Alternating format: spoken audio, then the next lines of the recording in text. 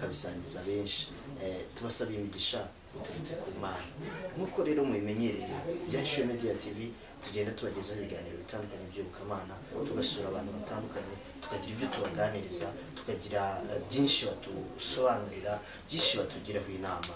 Tuba duhari ku bwanyu. Ibi byose tubikora kubera mwebwe, kubera urukundo mukomeje kutugaragariza, ukudushyigikira mukomeje kugaragaza. Tuzakomeza gukora, namwe mukomeze mubitugaragarize, mudufasha gukora subscribe, like, musangiza n'inshuti zanyu, kandi komenti zanyu nazo tuba tuzikeneye. Birushaho kutwereka uburyo dukwiriye gukora, aho dukwiriye gushyira imbaraga. Mukomeze muduhe izo komenti, mudushyigikire, mudutere ingabo mu bitugu. Natwe turahari ngo tubagezeho byinshi cyane birenze ibyo dutekereza, kandi tuzi ko Imana izabana natwe, tuzi ko Imana izadushyigikira. Uyu munsi rero nanone nk'uko mubimenyereye tugenda dusura nyine abantu batandukanye. Hari umushyitsi twagize kuri uyu munsi wa none, reka tumuhe umwanya atangira twibwira, namara kutwibwira akomeze atuganiriza icyo yaduhishiye kuri uyu munsi wa none. Karibu umushyitsi wacu, wimve mu ikaze ku Byahishuwe Media TV. Amazina yitwa Grace Mbabazi, ndi umukristo. Hanyuma iwacu ni Rubavu, mu karere ka Rubavu, mu itorero rya ADEPR, mu mudugudu wa Betaniya. Ibirenze Imana iduha umugisha. Amen, amen. Hanyuma reka dusenge yuko tujya mu ijambo ry'Imana kugira ngo Imana ibane natwe.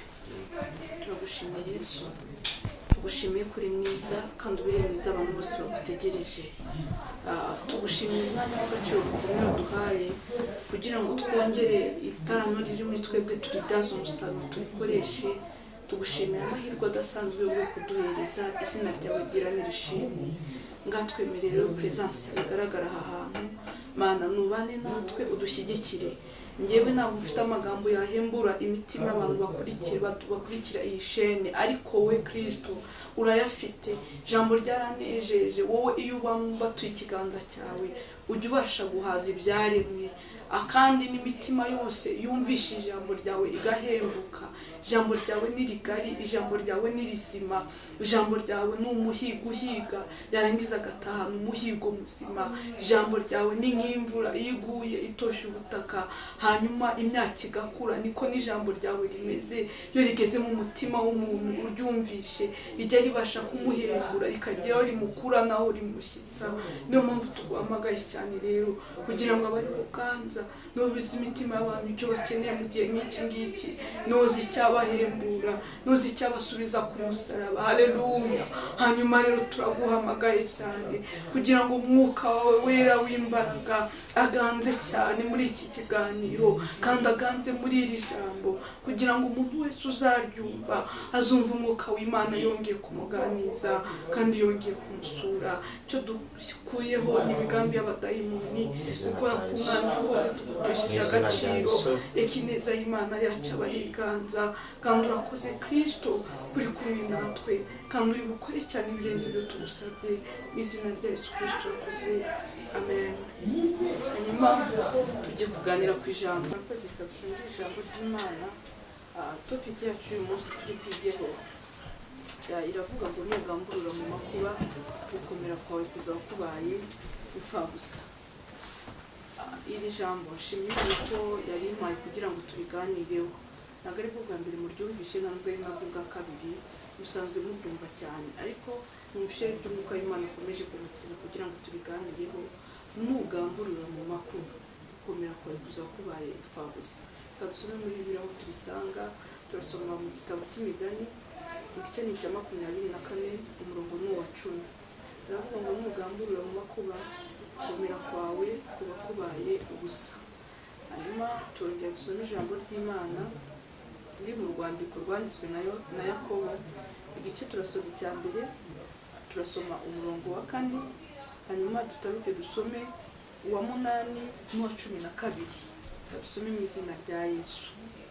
Aravuga ngo bimwe kandi aravuga ngo ariko mureke kwihangana gusohoza umurimo wako, mubone gutungana rwose mushyitse mutabuzeho na hato. Dusubiremo, ariko mureke kwihangana gusohoza umurimo wako, mubone gutungana rwose mushyitse mutabuzeho na gato. Imana ishimwe. hanyuma 8 aravuga ngo kuko umuntu w'imitima ibiri anamuka mu nzira ze zose. 12 aravuga ngo hahirwa umuntu wihanganira imugerageza kuko namara kwemerwa azahabwa ikamba ry'ubugingo iry'Imana asezeranyije abayikunda. Amen. Ijambo ntabwo tubivuge ibintu byinshi cyane, hanyuma ikintu tujye kuvugaho ni ukugamburura mu makuba. Pawulo yigeze yandikira Timoteyo mu rwandiko rwe rwa 2 igice n'icya 2, aramubwira ngo Pawulo ndakwinginga kugira ngo witange rwose, kubera ko ntawe utitaye ku by'uyu mubiri ngo aba akinejeje wamwandikiye igisirikare. Akomeza hepfo amubwira amagambo meza akomeye, aramubwira ngo umuntu wese ugiye mu irushanwa ntabwo ahabwa igihembo keretse arushanijwe nk'uko ategetswe. Iryo jambo Pawulo yigeze yongera ryandikira itorero ry'i Korinto, ivuga ngo nta muntu n'umwe ujya uhabwa igihembo kubera ko yagiye mu irushanwa gusa, keretse arushanijwe nk'uko irushanwa rigize gute ribitegetse. Rirahura n'iri jambo kugamburura mu makuba. Hari abantu benshi turavuga ku buzima bwa Kristo, tunavuge na nyuma yaho, ariko ku muntu w'umukristo wagakwiriye kwihanganira kugerageza byose. Kubera ikigeragezo ni nk'igipimo mu maso y'Imana. Ni umunzani Imana igushyiraho kugira ngo igupime, ivuge ngo imenye uyu muntu afite ibiro bingahe, ubundi uyu muntu ageze ku ruhe rwego, uyu muntu arashyitse cyangwa uyu muntu ntabwo ashyitse. Rero nakunze kureba ku buzima bw'ishuri. Imana ishimwe ko ubuzima benshi twabayemo twagira amahirwe yo kwiga, kandi n'abatarize babanye n'abanyeshuri ubwo buzima benshi turabuzi. Iyo umunyeshuri yize ntacyo biba bivuze kuba wajya mu ishuri, byonyine ntacyo bivuze. Kuba wazinduka cyangwa ugakererwa ibyo ntacyo bivuze. Ikiba gifite icyo kivuze ni iki? Ni umusaruro ugaragara ku manota yawe. Hari abantu biga igihe cy'ikizamini cyagera agatsindwa kandi yize. Icyo gihe kwiga kwe ntacyo kuba kuvuze, nta n'icyo kuba kumaze. Kubera iki? Yatsinzwe ikizamini, kandi ikigaragaza ko wize cyangwa ibyo wize ko wabifashe ni amanota agaragara kuri bilete. Ndakeka ibintu turi kubyumva kimwe, mwebwe muri kubyumva. Ibintu ikintu kizagaragaza ko umunyeshuri ari umuhanga nuko bilete azanaho amanota meza. Ariko nuramukuru uzanye bilete iriho amanota make, ni ukuri nubwo waba waramaze amajoro yose wiga kandi ukurikira, ntacyo biba bivuze. N'urugendo rwa Gikristo nuko bimeze. Nigeze nsoma ijambo rirantangaza cyane, bivuga ngo umuriro ujya ubasha izahabu bayicisha mu muriro, ariko Imana niyigera imitima ikayimenya. Kugira ngo Imana imenye urwego rw'ubukristo bwawe ugezeho, aba ari ngombwa kugira ngo igupime.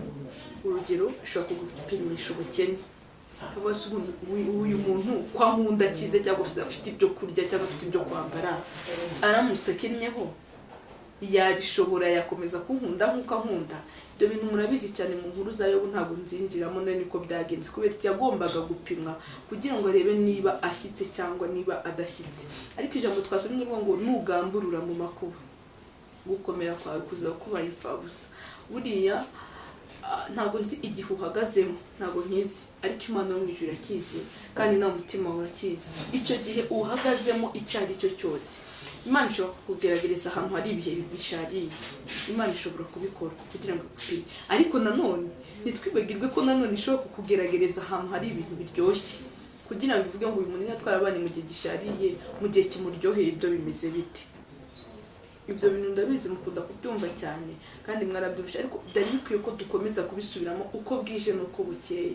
Twasomye ijambo rimwe kuvuga ngo hahirwa umuntu wihanganira ibimugerageza byose. Ariko dusoma ijambo byose ntituriha agaciro cyangwa ntituryumva uko rivuga. Ijambo ibintu byose ari inzara ukwiye kwihanganira ikakugerageza. Ari ubukene, ari ubupfubyi, ari ubugumba, ari indwara z'ibyorezo, ari indwara zidakira ushobora kurwara, ari umugisha ubona abandi bari kubona wowe ntubone kandi warasenze kubarusha, byose ni ibigeragezo. Ariko hahirwa umuntu wihanganira ibintu bimugerageza byose, kuko namara kwemera azambika ikamba Uwiteka yasezeranyije abantu bize gute, abantu bamukunda. Ndagusaba, niba ugize umugisha udasanzwe kumvira ijambo, wongere wisuzume mu mutima wawe. Ubwo ubundi igihe mpagazemo, ubundi Imana iri kumbona gute? Ubundi nabashije kwihanganira ibintu biri kungerageza? cyangwa naratsinzwe. Nugambura uzirikane ko nugamburura mu makuba gukomera kwawe kuzaba kubaye ubusa. Nasingeze nsoma ijambo rambwira ngo imirimo ya nyuma, imirimo twakoze bwa nyuma nihesha ya mbere agaciro. Kandi nukuvuga ngo iya nyuma iyo mbaye mibi nubwo iya mbere yabiri myiza gute ntacyo byaba bivuze. Reka dufatire ku rugero kuri Yesu.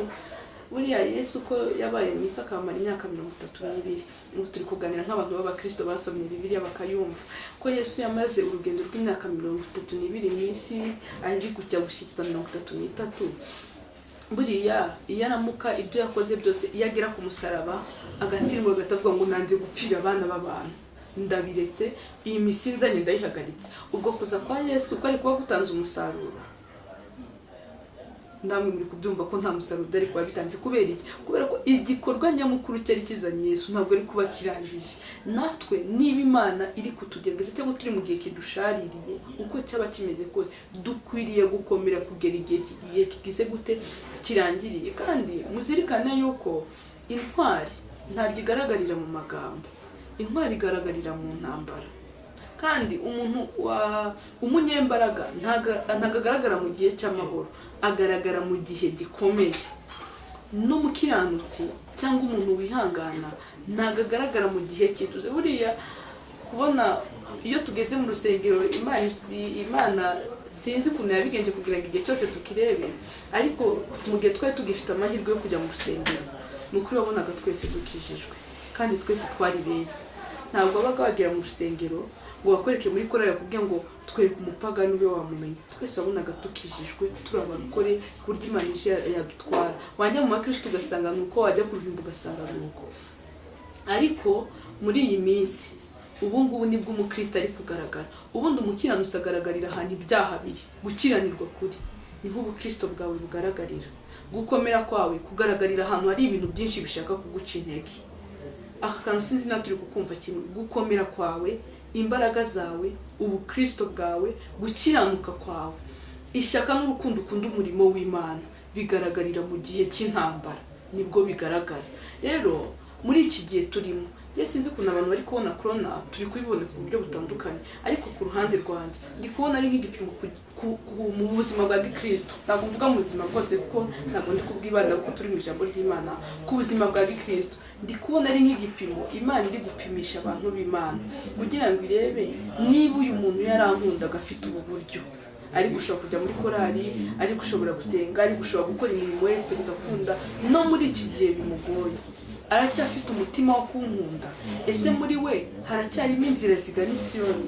Ijambo ry'Imana ryavuze ngo iyo ageze mu gikombe cyitwa Baka ahahindura n'amasoko. Umuntu ufite inzira zigana i Siyoni mu mutima we, iyo ageze mu gikombe cyitwa Baka ahahindura ahantu h'amasoko. Niyo mpamvu rero nari ndi kuvuga ngo birakwiriye yuko ukomera kugira ngo igihe cyawe nikirangire kizagarangire uhagaze neza. Pawulo yigeze yandikira Abefeso igice cya 6 umurongo wa 13, arambwira ngo birakwiriye ko twambara intwaro zose z'Imana kugira ngo tubashe gukomera ku munsi mubi. Turangije byose duhagarare tudatsinzwe. Nandi kujambo rivuga ngo guhagarara tudatsinzwe. Umunsi mubi ugera ku muntu wari we wese.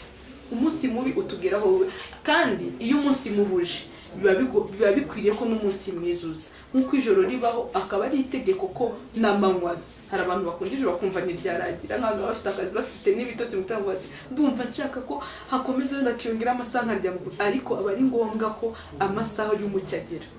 Numva ngo igihe ukunze cyangwa igihe wanze aba ari ngombwa ko gitangira kandi kirangira. Ariko icyo gihe uhagazemo kirangiye gute? Uratsinze cyangwa uratsinzwe?